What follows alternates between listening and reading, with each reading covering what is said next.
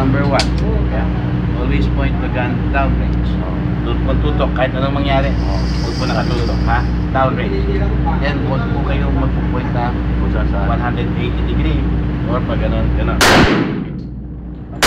Kung sa barrel, kaliwa o kanan? Maghawak niyo po sa barrel.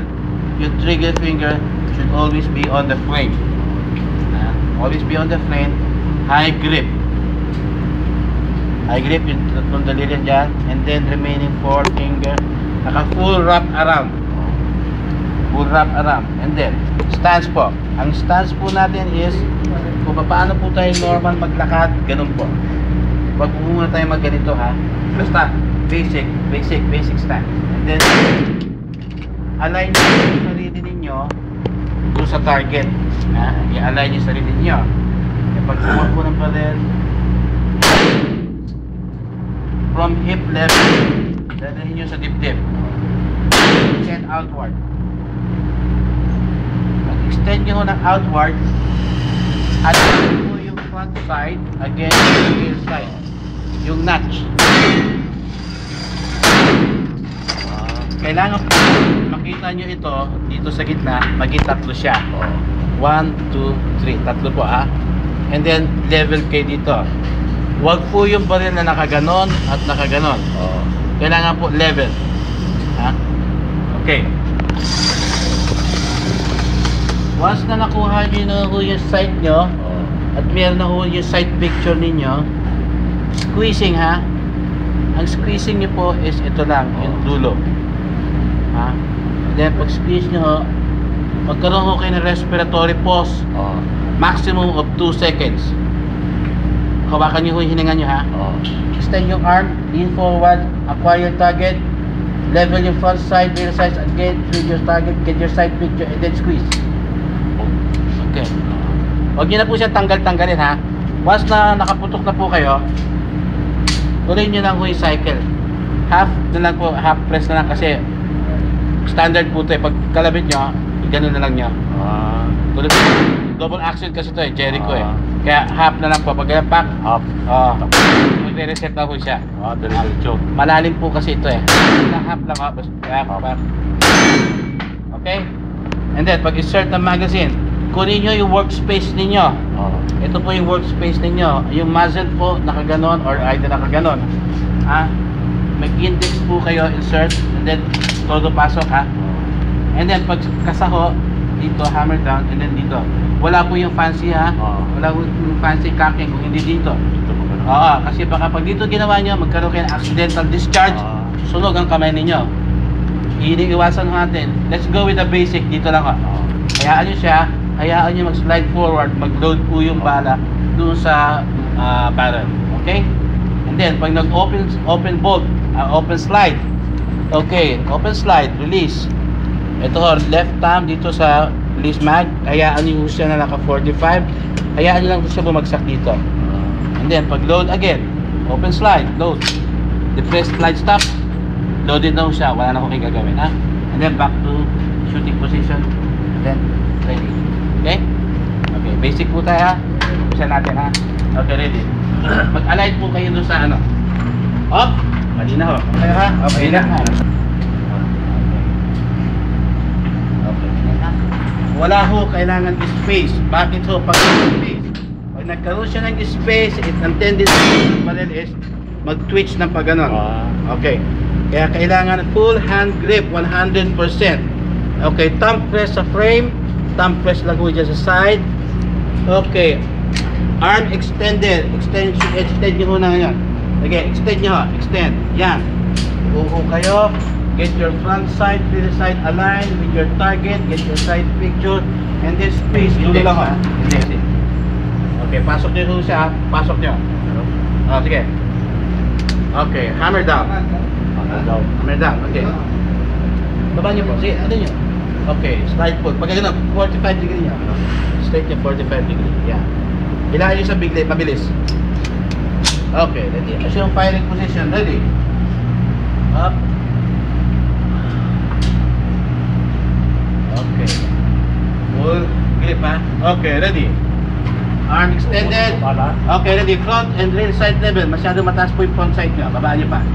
Baba pa konti. Okay, ready. Go.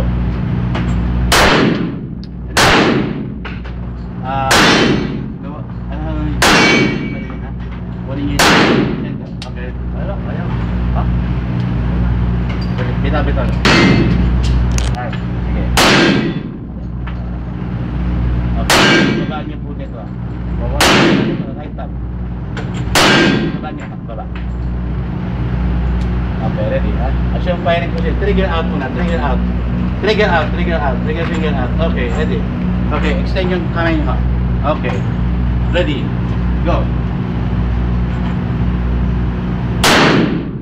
Continue. Konting kanan, sir. Konting kanan. Go. Good.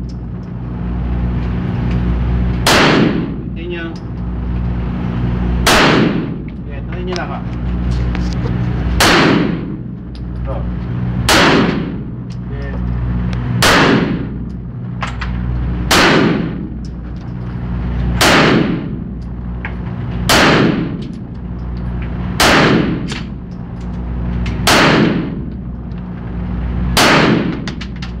Magazine.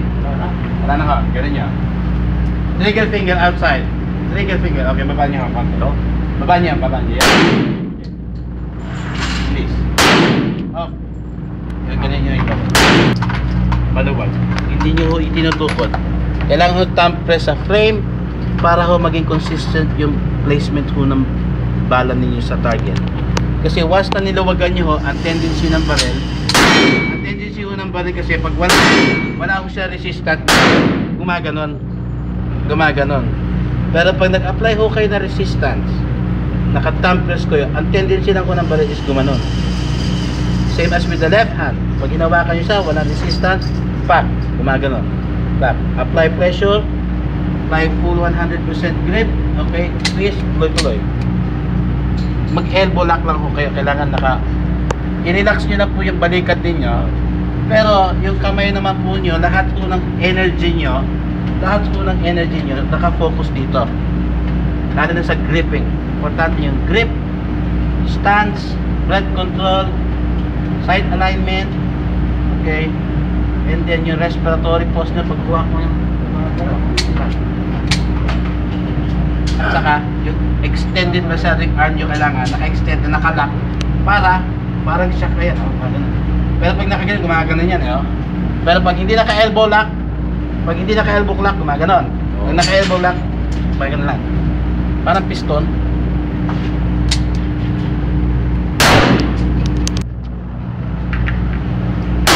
Konting kanan, sir. Kanan. Yan, maintain.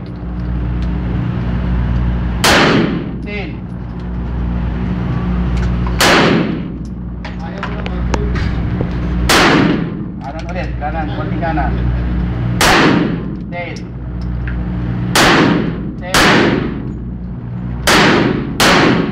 Kaliwa ko ha, kanan. Good. Okay, tail. Okay, continue. Okay, release magazine. Baba nyo. Take a finger outside ha.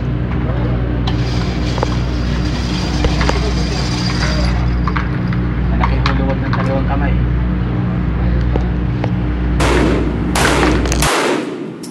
Elbow lock, lumuluwag ang ano nyo, siko. Konting kanan, konting-konti lang.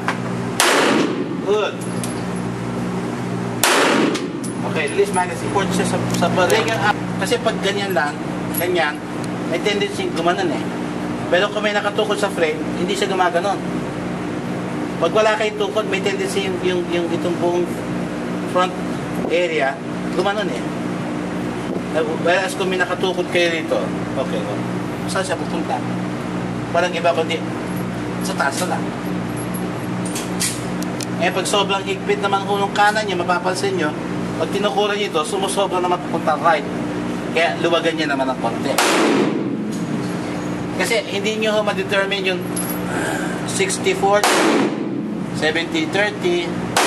Pinaka-safest ho dyan is 100 grip pressure. 100, 100. Kung kano kalakas humawak to, ganun din kalakas kailangan.